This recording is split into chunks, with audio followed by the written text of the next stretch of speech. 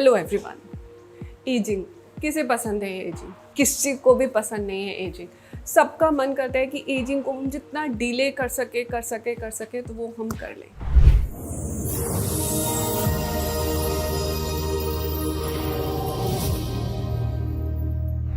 Ageing के science क्या हैं? सबसे पहले एजिंग के साइंस आते हैं हमारे फेस पे, नेक पे, specially around the eyes, and जो हम देखते हैं वो होते हैं रिंकल्स एंड फाइन लाइंस। अब क्या करना चाहिए? इससे पहले लेट्स अंडरस्टैंड ये होते क्यों हैं। फेस का जो एरिया है वहाँ पर मेनली दो तरह की मसल्स होती हैं। मसल्स ऑफ मैस्टिकेशन, यानी वो मसल्स जो चूइंग में हेल्प करती हैं, and secondly muscles of facial expression, वो मसल्स जो आपके फेस के एक्सप्रेशंस में हेल्प करती हैं। फेस की मसल्स, जो फेशियल एक्सप्रेशन की मसल्स है, वो बहुत डिफरेंट होती हैं आपकी बॉडी की मसल्स से, बिकॉज बॉडी के मसल्स पे बोनी अटैचमेंट्स होते हैं एंड टू एंड। तो आपको जो फेस पे कंसर्न्स आएंगे वो कभी भी बॉडी पे कंसर्न्स नहीं आते in terms of fine lines and wrinkles so early in life. जैसे जैसे दिन में हम कितने सारे एक्सप्रेशंस करते हैं, वही एक्सप्रेशंस जब हमारी मसल्स मूव करती हैं वो स्किन को अपने साथ खींचती है। तो आप देखो कि दिन में वो कितनी ज़्यादा मूवमेंट कर रही होगी, सुबह से लेके शाम तक एक्सप्रेशन की मूवमेंट, राइट?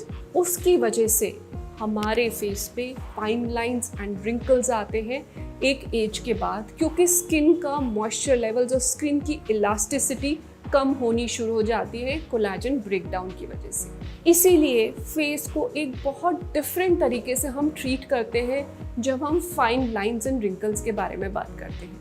अब आप क्या कर सकते हो? दो तीन चीज़ें ही कर सकते हो। या तो एक्सप्रेशन लेस हो जाओ, दिन भर कोई एक्सप्रेशन मत दो, बिल्कुल ऐसे ही रहो, तो आपकी मसल्स मूव नहीं करेंगी तो उसके साथ स्किन मूव नहीं करेगी और आपको फाइन लाइंस रिंकल्स आएंगी नहीं। पर ऐसा पॉसिबल नहीं है। डे टू डे हमारी लाइफ ही हमारे एक्सप्रेशंस के अराउंड मूव करती है। सेकेंडली आप क्या कर सकते हो? स्किन में हमेशा इतना कोलाजन रखो कि अगर वो मूव भी कर रही है तो अपनी इलास्टिसिटी लूज नहीं कर रही। ये भी एजिंग के साथ पॉसिबल नहीं है, बिकॉज ब्रेकडाउन होता है।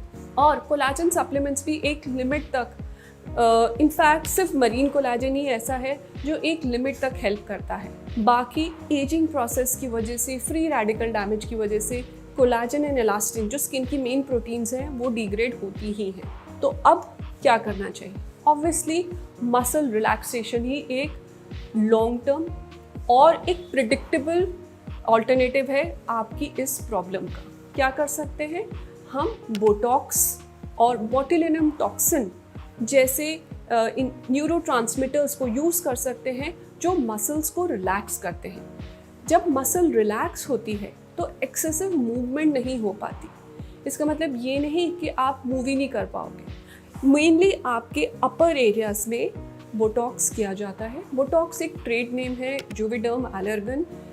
मेन जो हमारा बेस केमिकल रहता है वो है बोtulinum टॉक्सिन। तो जब हम उसको इंजेक्ट करते हैं मसल्स के अंदर, मसल्स रिलैक्सेशन फेज में चले जाते हैं।